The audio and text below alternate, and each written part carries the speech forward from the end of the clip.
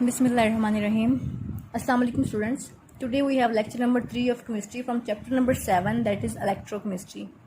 So today we have topic about electroplating of tin and electrolytic refining of copper. So let's start with our first topic of today's lecture, that is electroplating of tin. बेटे electroplating of tin का जो protocol है मैं आपको आसान अल्फाज में समझाती हूँ, फिर आपको ये याद करना और लिखना आसान होगा. बेसिकली बेटा ये इलेक्ट्रोप्लेटिंग ऑफ टिन हमारे प्रीवियस इलेक्ट्रोप्लेटिंग मेथड से बिल्कुल सिमिलर है. अब बेसिकली इसमें क्या है, हमने टिन को सिल्वर के ऊपर इलेक्ट्रोप्लेट करना है. ठीक है, सिल्वर जो कि हमारा कैथोड है, क्योंकि ऑब्जेक्ट है जिसके ऊपर कोई टीयर आया होगा, कोई डैमेज होगा, उसको हमने रिपेयर करना है, इलेक्ट्रोप्लेट करना है उसके ऊपर हमने टिन को. तो टिन हमारा एज अ एनोड वर्क कर रहा है. ठीक है, कैथोड हमारे पास स्टील है. ठीक है, और टिन हमारे पास एनोड है. अब क्योंकि टिन एनोड है तो हमारे पास जो इलेक्ट्रोलाइटिक सोल्यूशन होगा वो टिन से मिलता जुलता होगा, रिस्पेक्टिव साल्ट ऑफ मेटल. तो हमारे पास टिन का जो है साल्ट वो एज एन इलेक्ट्रोलाइट वर्क करेगा. ठीक है, बेसिकली यहाँ पे बैटरी कनेक्ट होगी कैथोड के साथ, तो जो हमारा एनोड है वो आयोनाइज हो जाएगा और आयोनाइज होके मूव टुवर्ड करेगा कैथोड और वहाँ जाके डिपोजिशन हो जाएगी, यानी कि स्टील के ऊपर फिर डिपॉजिट होना शुरू हो जाएगा. सो ये बेसिकली आम अल्फाज में प्रोटोकॉल था इलेक्ट्रोप्लेटिंग ऑफ टिन का. ठीक है, तो अब हम पढ़ लेते हैं इसको कि इसमें क्या कुछ हो रहा है.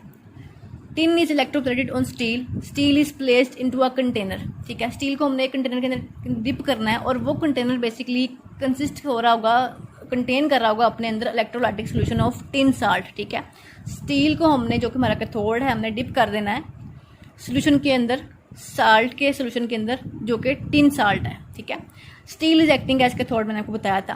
Tin metal acting as anode. बेटे क्यों, क्योंकि टिन हम जो है इलेक्ट्रोप्लेट कर रहे हैं, ऑब्जेक्ट हमारा है स्टील, ऑब्जेक्ट स्टील जो कि कैथोड है उसके ऊपर हम इलेक्ट्रोप्लेट कर रहे हैं टिन को, इसलिए टिन हमारा एनोड वर्क कर रहा है. Simple. Battery is connected to steel that is cathode. अब कैथोड पे बैटरी कनेक्ट करने के बाद जब करंट पास होगा तो क्या होगा, when electric current is pass through the circuit tin metal ions present in solution deposit on steel. Basically deposition कैसे होगी, टिन जो है जो कि एनोड था वो स्टार्ट होगा डिजोल्व होने के बाद ये जो आयंस हैं मेटल के ये माइग्रेट करेंगे कैथोड की तरफ और वहाँ जाके डिपॉजिट हो जाएंगे स्टील के ऊपर जो कि हमारा कैथोड है. इस तरह से हमारे पास इलेक्ट्रोप्लेटिंग ऑफ टिन हो जाएगी. ठीक है, दैट्स इट. अब हमारा सेकंड टॉपिक जो आज का मेन टॉपिक है वो है इलेक्ट्रोलाइटिक रिफाइनिंग ऑफ कॉपर. बेटे मैं इसको मेन टॉपिक इसलिए कह रही हूँ क्योंकि बेसिकली आज का जो ये टॉपिक है इलेक्ट्रोलाइटिक रिफाइनिंग ऑफ कॉपर, ये डिफरेंट है हमारे बेसिकली प्रीवियस टॉपिक्स के साथ जिसके अंदर हम सिर्फ और सिर्फ इलेक्ट्रोप्लेटिंग को पढ़ रहे थे. तो बेटे रिफाइनिंग का हमने प्रोसेस पढ़ना है इलेक्ट्रोलाइटिक सेल के अंदर. ठीक है, रिफाइनिंग बेसिकली क्या होता है, हमारे पास एक चीज़ फाइन कंडीशन में होती है लेकिन हम उसको रिफाइन करते हैं, रिफाइनरी. ठीक है, बेसिकली हमारे पास एक इम्प्योर चीज़ है.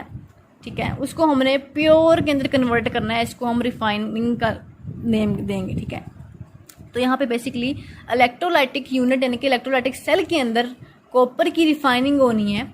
इम्प्योर कॉपर ने कन्वर्ट हो जाना है प्योर कॉपर के अंदर और impure copper as a anode work करेगा, जबकि हमारा ऑब्जेक्ट जो हमें रिक्वायर्ड है, हमारा एंड प्रोडक्ट प्योर कॉपर है. That's why object is always acting as cathode. ठीक हो गया, उसी कॉन्सेप्ट को मैं आपको यहाँ पे इंट्रोड्यूस करवा रही हूँ ताकि आपको याद करने में आसानी रहे. ठीक है, तो impure copper is defined by electrolytic method in an electrolytic cell. That is why electrolytic refining of copper is today our main topic, क्योंकि ये हमारे प्रीवियस टॉपिक से डिफरेंट था. तो इसके प्रोटोकॉल को पढ़ने से पहले हम थोड़ी सी बातें पहले डिफाइन कर लें. बेसिकली यहाँ पे होना क्या है, इलेक्ट्रोलाइटिक सोल्यूशन कौन सा यूज़ होगा, ये तो आपको अंडरस्टूड सी बात पता ही है कि इलेक्ट्रोलाइटिक सोल्यूशन वही यूज़ होता है रिस्पेक्टिव मेटल का. हम कॉपर की रिफाइनिंग पढ़ रहे हैं तो कॉपर का रिस्पेक्टिव साल्ट यानी कि copper sulphate CuSO4 as a electrolyte solution use होगा. ठीक हो गया. Impure copper is defined by electrolytic method in an electrolytic cell.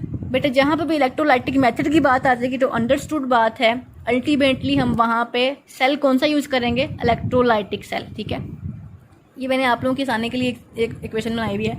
Impure copper that is working as anode and impure copper after refining is converting into pure copper. ये हमारा target है इस topic का कि हमने बेसिकली करना ये है.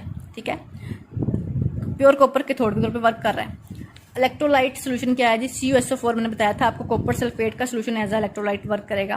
Copper sulphate solution in water act as electrolyte, यानी कि हमारे पास एक्वियस सोल्यूशन होगा कॉपर सल्फेट का, ठीक है ना। इन वाटर का मतलब क्या हुआ, एक्वियस सोल्यूशन, ठीक है। अब हमारे पास इलेक्ट्रोलाइटिक सेल बना हुआ है यहाँ पे, देखिए बेटे, एनोड जो कि पॉजिटिवली चार्ज है और यहाँ पे इम्प्योर कॉपर रोड प्रेजेंट है, जबकि बैटरी कनेक्टेड है, ठीक है। कैथोड के ऊपर हमारे पास प्योर कॉपर डिपॉजिट हो रहा है, ठीक है।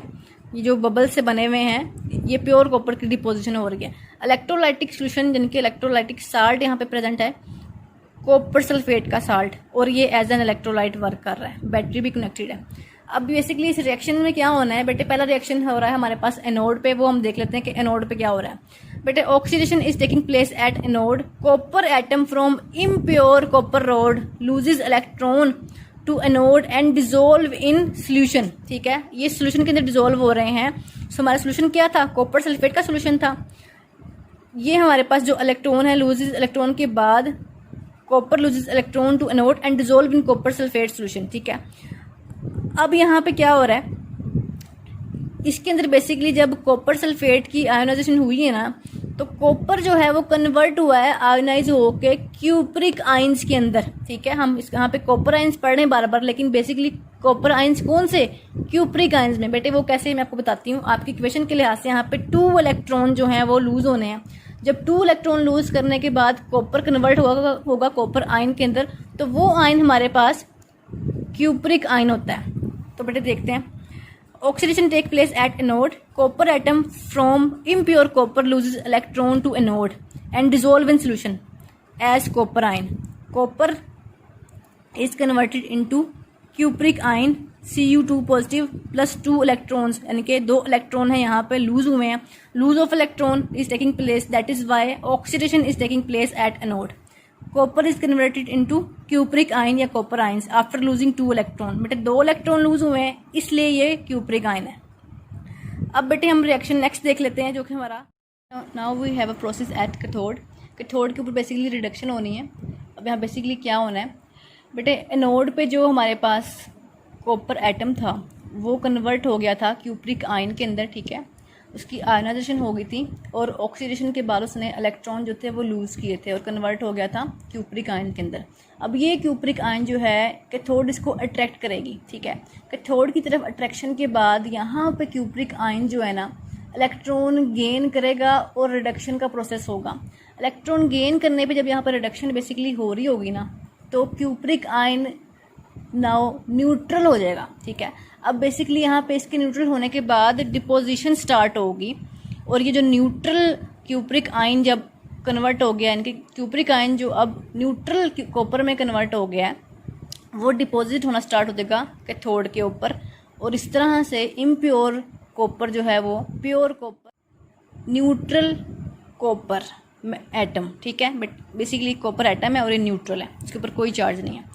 अब मैंने इसको आपके लिए आसानी के लिए इक्वेशन बनाई हुई है रफ सी। कॉपर आयन जो कि क्यूप्रिक आयन है कन्वर्ट हो रहा है कॉपर एटम के अंदर, ठीक हो गया। अब आपकी बुक के लिहाज से देख लेते हैं। Reduction take place at cathode, copper ion attracted to cathode where they gain electron from the cathode and become neutral and deposit on cathode, ठीक हो गया। रिएक्शन वही है, cupric ion by gaining 2 electron is converted into neutral copper atom, ठीक है। In this process impure copper is eaten away and purified copper atom deposit on cathode. इस process में basically क्या हो रहा है, जो इम्प्योर कॉपर है ना वो ईटन अवे यानी कि ख़त्म होती जा रही है, और प्योर कॉपर जो है प्योरीफाइड कॉपर है वो डिपॉजिट होना स्टार्ट हो गई है कैथोड के ऊपर। So this is the electrolytic refining of impure copper two pure copper. Basically refining है कॉपर की, ठीक है, और इलेक्ट्रोलाइटिक मेथड इसको फॉलो कर रही है, इलेक्ट्रोलाइटिक सेल के अंदर हो रही है, ठीक है बेटे। So students, now we have the last topic of this chapter, in which we are going to study a comparison of effect of aluminum oxides and ferric oxides on their parent metal, ठीक है। हम यहाँ पे basically फ़र्क पढ़ने वाले हैं कि एल्युमिनियम ऑक्साइड का अपने पेरेंट मेटल पे क्या असर होता है, और इसका क्या फ़र्क है कि फेरिक ऑक्साइड का अपने पेरेंट मेटल के ऊपर क्या असर होता है। इन दोनों के असर मुख्तलिफ हैं और हम वो फ़र्क पढ़ने लगे हैं, ठीक है। सबसे पहले मैं आपको बता दूं कि एल्युमिनियम के अंदर बहुत ज़्यादा टेंडेंसी होती है कि वो क्रूजन की तरफ रन करता है अपने प्रोसेस को, ठीक है।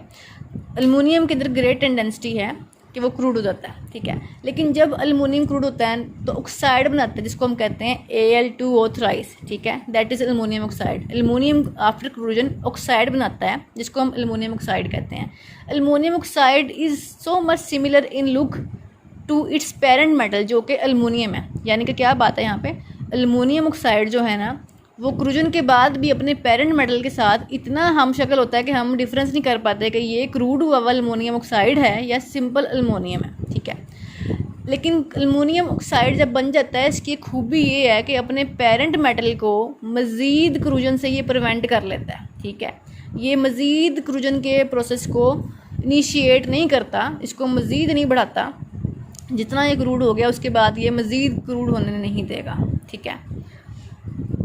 और यही वजह है कि ये हम फ़र्क नहीं कर पाते कि ये रस्टेड एल्युमिनियम ऑक्साइड है या पेरेंट मेटल एल्युमिनियम है, ठीक है। आपकी बुक के लिहाज से जो बातें लिखी हैं हम पढ़ लेते हैं। Al that is aluminum has great tendency to corrosion and aluminum corrosion is Al2O thrice that is aluminum oxide. Aluminum oxide is very hard material, it protect the aluminum from further corrosion, ठीक है। Aluminum oxide corrosion look a lot like aluminum and that is why it is not easy to notice as rusted iron. यानी कि rusted iron को हम notice कर लेते हैं, ये ईजी होता है। क्यों? क्योंकि उसमें रेड कलर के फ्लेक्स बन जाते हैं और हम देख के बता सकते हैं कि इस आयरन के ऊपर रस्ट लगा हुआ है। ऐसे ही था ना। अब हम पढ़ते हैं क्रूजन ऑफ आयरन, ठीक है। आप लोगों को पता होगा कि जब भी आयरन क्रूड होती है तब उसका कलर चेंज होता है और ये फैलना शुरू हो जाती है, ठीक है। आयरन की क्रूजन के बाद सबसे पहले इसका कलर चेंज होता है और ये फैलना शुरू हो जाती है। जब ये फैलती है ना तो ये रेड के कलर के लंबे लंबे बड़े बड़े फ्लैक्स बना देती है जिसको हम जंग लगा हुआ आयरन कहते हैं। आपने देखा ही होगा जब आयरन के ऊपर कहीं पानी के छींटे गिर जाते हैं, काफ़ी देर तक उसका एक्सपोजर रहता है एयर के साथ, तो जब आयरन ऑक्साइड बनते हैं जिसको हमने आयरन हाइड्रेटेड आयरन ऑक्साइड पढ़ा था, ठीक है, जब वो बन जाते हैं तो रेड कलर के फ्लेक्स होते हैं ना, वो ऑरेंज से बड़े रेड शेड के, ठीक है। और क्या होता है जब वो फ्लेक्स बनते हैं ना, वो मज़ीद इनिशिएट करते हैं कि आयरन मज़ीद डैमेज हो, उसके अंदर मज़ीद डैमेज हो। एट दी एंड क्या होता है, वो खोखला होता ख़त्म हो जाता है। वो ऐसे होता है ना, ईटन अवे किस तरह होता है वो। बट ये जो ये एक्सपैंड हुई हुई रस्टिंग आयरन होती है ना, ये मज़ीद आयरन को फर्दर इनिशिएट करती है और मेटल जो होता है ना, इसका पेरेंट मेटल, वो बिल्कुल ख़त्म हो जाता है, ठीक है। और ये बिल्कुल कोई भी रुकावट प्रोवाइड नहीं करती कि ये इस रस्टिंग को प्रिवेंट करे या रोके, ठीक है। बुक के लिहाज से जो बातें लिखी हैं हम पढ़ लेते हैं। Iron crude the colour change, यानी कि आयरन क्रूड होता है उसका कलर चेंज हो जाता है और ये एक्चुअल में एक्सपैंड होता है, यानी कि फैलता है।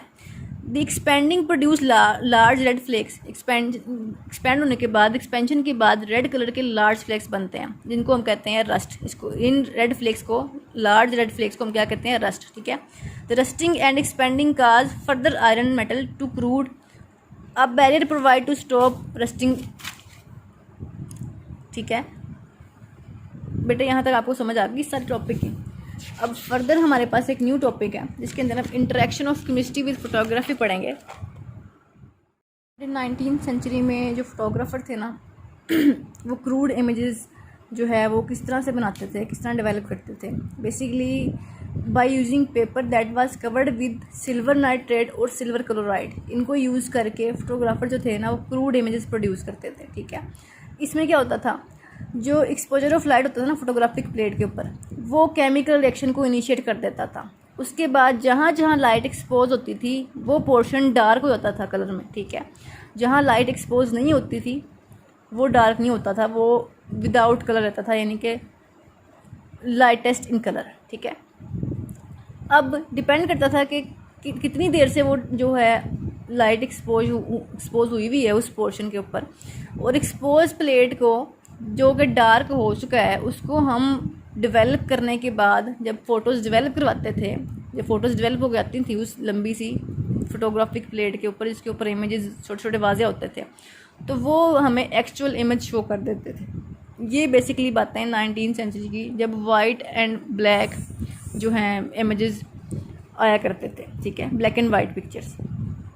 उसके बाद जैसे जैसे टाइम के साथ साथ मॉडर्निज्म आई, ठीक है, न्यू एडवेंचर्स हुए, न्यू इन्वेंशंस हुई, न्यू डिस्कवरीज के लिहाज से परमानेंट इमेज भी हमारे पास आ गए। अब वो कैसे अवेलेबल हुए, इसका प्रोसीजर ये था कि जो इमेज जो परमानेंट हम डेवलप करते थे उनके लिए मरकरी के वेपर जो थे उनको हम वॉश करते थे Na2SO2 थ्राइस, जिसको हम कहते हैं सोडियम हाइपोसल्फाइड। ठीक है, सोडियम हाइपोसल्फाइड को हम वॉश करते थे, लेकिन सबसे पहले मरकरी के वेपर्स के साथ उनको ट्रीट किया जाता था। इसके ज़रिए क्या होता था, ये तमाम की तमाम सिल्वर आयोडाइड को ना डिज़ोल्व करके उतार देता था, और जो अनएक्सपोज पोर्शन होता था ना प्लेट का, वहाँ पर रिएक्शन होना स्टॉप हो जाता था, मज़ीद रिएक्शन नहीं होता था। ये जो प्रोसीजर था ना, इसने हमें सिल्वर बेस्ड फोटोग्राफी प्रोवाइड की थी, और आज के ज़माने में भी ये प्रोसीजर हमें सिल्वर बेस्ड फोटोग्राफी जो है ना वो प्रोवाइड कर रहा है। ठीक है, आपकी बुक के लिहाज से बातें जो लिखी हैं वो पढ़ लेते हैं। In 19th century, photographer produced crude images using paper covered with silver nitrate or silver chloride. ठीक है, exposure of light on photography plate initiated chemical reaction. Light exposed portion become dark depending the amount of time of exposure. Exposed plate later on developed to show the image. ठीक है, यानी कि जो plate expose हुई होती थी और dark होती थी, उसको हम डेवलपिंग के बाद जो पिक्चर्स थी वो इमेज शो कर देती थी। ठीक है, परमानेंट इमेज के बारे में हम पढ़ते हैं, बुक में क्या लिखा है। Procedures were develop to make the image permanent, ताकि इमेज जो है वो परमानेंट बन सके, by use of mercury vapours followed by washing with sodium hyposulphide. It dissolve away the silver iodide from unexposed portion of plate and stop the reaction further. These procedures are still used in silver based photography. ठीक हो गया बेटे, ये topic हमारा यहाँ तक था। अब हमारे पास फर्दर आगे जो टॉपिक है उसमें हम पढ़ने वाले हैं स्टर्लिंग ऑफ सिल्वर। ठीक है, different in properties of thinly and thickly silver plated objects. ठीक है, बड़ा इंटरेस्टिंग और आसान सा ये टॉपिक है। बेसिकली इसमें सिर्फ डिस्कशन है, बातें याद रखने वाली हैं। सबसे पहले बात है हमारे पास सिल्वर के बारे में कि जो प्योर सिल्वर होता है उसको हम कहते हैं फाइन सिल्वर। फाइन सिल्वर की प्रॉपर्टीज़ ये हैं कि बहुत ही ज़्यादा सॉफ्ट होता है, मेलेबल होता है, easily can be damage. Malleable है कि जैसे मर्जी तोड़ मोड़ लें इसको, इजीली कैन बी डैमेज, जल्दी से डैमेज हो जाता है। That is why it is combined with other metals to produce a durable product that is we called alloy. Combination of one metal with other metal is called alloying. ऐसे ही था ना बेटे, तो बेसिकली इसीलिए इनके अलॉय बनाए जाते हैं ताकि किसी भी प्रोडक्ट की ड्यूरेबिलिटी को हम इन्हेंस कर सकें। अब यहाँ पे हमारे पास स्टर्लिंग सिल्वर का एक टर्म यूज़ होने वाली है, मैं आपको बता दूँ। बेसिकली सिल्वर का सबसे मोस्ट पॉपुलर अलॉय जो होता है उसको हम कहते हैं स्टर्लिंग सिल्वर, और मोर कन्वीनियंटली हमेशा ये कॉपर के साथ कंबाइन करके बनाया जाता है, जिसके अंदर 92.5% सिल्वर कंबाइन होता है। 7.25% जो है 7.5% जो है वो कॉपर इसके अंदर इन्वॉल्व होता है, और इस कम्बिनेशन से जो हमारे पास सिल्वर का अलॉय बनता है उसको हम कहते हैं स्टर्लिंग सिल्वर। ठीक है बेटे, कॉपर को यहाँ पे यूज़ करने का मकसद ये है कि जो कॉपर है ना वो सबसे ज़्यादा अथेंटिक है यहाँ पे सिल्वर के साथ कंबाइन होने में। ये हमें 4 तरह की डिफरेंट बेस्ट प्रॉपर्टीज़ प्रोवाइड करता है, जिसकी वजह से हम कॉपर को सिलेक्ट करते हैं इन स्टर्लिंग सिल्वर। ज़रूरी नहीं है कि स्टर्लिंग सिल्वर में सिर्फ कॉपर ही हो, कोई और मेटल भी साथ कंबाइन हो सकता है, लेकिन रेशो जो है 9.25% सिल्वर की होनी चाहिए और 7.5% अदर मेटल की होनी चाहिए, तो हमारे पास स्टर्लिंग सिल्वर बनता है। अब जो 4 प्रॉपर्टीज़ बेस्ट प्रॉपर्टीज़ जिसकी वजह से हम कॉपर को सिलेक्ट करते हैं इन स्टर्लिंग सिल्वर, सबसे पहली है मेटल हार्डनेस। ठीक है, ये मेटल हार्ड होता है, ठीक है, यानी कि मेलेबल वाली जो प्रॉपर्टी है सिल्वर की इसको कंट्रोल कर लेगा। ड्यूरेबिलिटी होती है, ठीक है, ड्यूरेबल है, काफ़ी देर तक यूज़ हो सकता है। इसके बाद जिसके ऊपर ब्यूटीफुल कलर्स के ऊपर इसका कोई इफेक्ट नहीं होता, no effect on beautiful colours. ठीक है, सबसे एंड पे हमारे पास है it has very little effect on metal value. ये हमारे पास सिल्वर की जो वैल्यू है ना, यानी कि जो उसकी कदर कीमत है, जो उसका प्राइस है, उसके ऊपर कोई इफेक्ट नहीं करता। ठीक है, लेकिन बेसिकली हमारे पास जो सिल्वर की जब कटिंग होती है उसकी फिनिशिंग होती है, जहाँ पे हमारे पास लेबर यूज़ होती है ना, अगर लेबर के पास स्किल्स नहीं है, जो लेबर वर्क कर रही, जो मजदूर काम कर रहा है, मैं यहाँ आपको आसान लफ्ज़ों में बता दूँ, आपके लिए क्लियर रहे कि लेबर मैं क्या कह रही हूँ।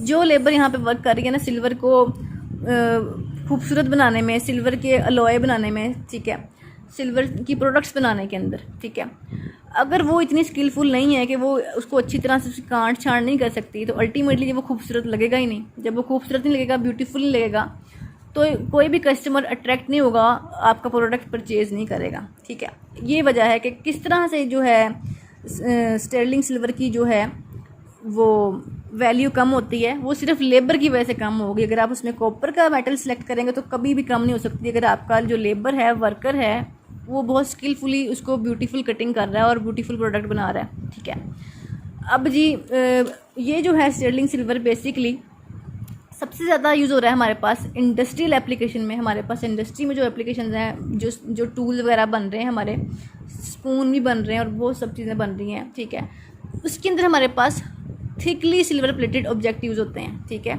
थिक सिल्वर प्लेटेड होती है, that is why thick silver plated use हो रही है। तो थिक सिल्वर की क्या प्रॉपर्टीज़ होंगी? Thick silver is not easily malleable, it is not as soft. ठीक है, और ये इजीली डैमेजेबल नहीं होता। तो ये हमारे पास थिक सिल्वर प्लेटेड ऑब्जेक्ट की प्रॉपर्टी आ गई। और थिन सिल्वर बेसिकली अगर यूज़ होगा तो हमारे पास सिल्वर की वाइड्स में यूज़ होगा। आप सिल्वर के इयरिंग्स अगर लेडीज़ जो वेयर करती हैं वो थिन लेयर्स के होते हैं, कोई बहुत मोटी लेयर तो नहीं होती। हाँ, अगर आप ज़्यादा प्रेशर के साथ फोर्स लगाएंगे तो अल्टीमेटली वो टूट ही जाएगा ना, आपको हथौड़ी लाने की ज़रूरत नहीं पड़ेगी। तो that is the difference between thinly silver plated object and thickly silver plated object. जो थिन सिल्वर प्लेटेड ऑब्जेक्ट हैं वो हमारे सिर्फ डेकोरेशन पर्पज़ के लिए यूज़ होते हैं। ठीक है, समझ आइए आपको इस बात की। मज़ीद देख लेते हैं हमारे पास कुछ की पॉइंट्स हों। हाँ, तो यहाँ पे टार्निश की बात भी है। बेसिकली टार्निश वो एक टर्म है जिसके अंदर बेसिकली डिस्कलरेशन हो जाती है किसी भी मेटल की बाय एक्सपोजर ऑफ एयर। वो एयर जिसके अंदर हमारे पास वो एयर जो किसी भी मेटल को ऑक्सीडेशन के ऊपर आमादा कर लेती है, किसी भी मेटल की ऑक्सीडेशन हो जाती है। ऑक्सीडेशन होने के बाद बेसिकली क्या होता है, जब किसी मेटल के ऑक्साइड्स बनते हैं तो अल्टीमेटली वो क्रूजन की तरफ जा रहा होता है। ठीक है, इसको कहते हैं tarnish, discolouration of metal surface caused by oxidation. ठीक है, अब हम प्रिवेंट कैसे करते हैं सिल्वर को फ्रॉम डैमेज एंड टार्निश? इसके लिए हमें बहुत सारी केयर करनी पड़ती है। Care should be taken to prevent silver tarnish in air. अब आपकी बुक में टार्निश इन एयर के बारे में लिखा है, a dulling that naturally occur when silver react with sulphur और hydrogen sulphide in the ambient air. हमारी एयर के अंदर जो मौजूद सिल्वर और हाइड्रोजन होंगे ना, जब वो हाइड्रोजन सल्फाइड होंगे ना, वो सिल्वर के साथ सल्फर और हाइड्रोजन सल्फाइड सिल्वर से जब रिएक्ट करेंगे तो डैमेज आएगा, टार्निश आएगा। ठीक है, यानी कि इसके ऊपर डिस्कलरेशन हो जाएगी। जैसे ही सिल्वर की डिस्कलरेशन हुई तो अल्टीमेटली सारी ब्यूटी, सारा उसकी चमक दमक ख़त्म हो जाएगी। तो वो चीपेस्ट फॉर्म में आ जाएगा। उसके ऊपर आपको दोबारा ट्रीटेड करने के लिए, उसको वेल बनाने के लिए, अट्रैक्टिव बनाने के लिए दोबारा मेहनत करनी पड़ेगी। तो जो आपका इंडस्ट्रियल कॉस्ट है वो दोबारा बढ़ देगा। ठीक है, अब जी silver is covered with other metals, that is why silver is covered with other metal as silver plating that prevent it from damage. ये वजह है कि सिल्वर को हम टार्निश से प्रिवेंट करने के लिए इसकी हम सिल्वर प्लेटिंग करते हैं। ठीक है, अब यहाँ पर थिक लेयर सिल्वर के बारे में लिखा हुआ है कुछ, layer of silver upon a metal is kept thick, ताकि बेटे क्या, क्योंकि ये डेकोरेटिव पर्पस के लिए नहीं यूज़ हो रही, ये यूज़ हो रही है इंडस्ट्रियल पर्पस के लिए। तो थिक लेयर ऑफ सिल्वर हम यहाँ पे इंट्रोड्यूस करेंगे। ठीक है, जब हम इसको यूज़ करेंगे डेकोरेटिव पर्पस के लिए तब हम थिन लेयर ऑफ सिल्वर की इलेक्ट्रोप्लेटिंग कर सकते हैं। तो बेटे बुक के लिए ऐसे बता दूँ आज हमने कितना पढ़ा है। तो बेटे from page number 132 we have started from electroplating of tin. यहाँ से लेके बेटे हमने पेज 133 यहाँ एंड तक कर लिया। ठीक है, ये इतनी सारी लाइंस देख के डरना नहीं है, बातें वही जो मैंने आपको लेक्चर में बताई हैं और बहुत आसान है। इसको स्टोरी की तरह दोबारा आप पढ़ेंगे और इस लेक्चर को 2-3 दफ़ा सुनेंगे तो आपको सारी बातें समझ आ जाएंगी। अल्हम्दुलिल्लाह today we have completed our chapter. Next lecture में हम इसकी एक्सरसाइज करेंगे इंशाल्लाह। ठीक है बेटे, अल्लाह हाफिज़।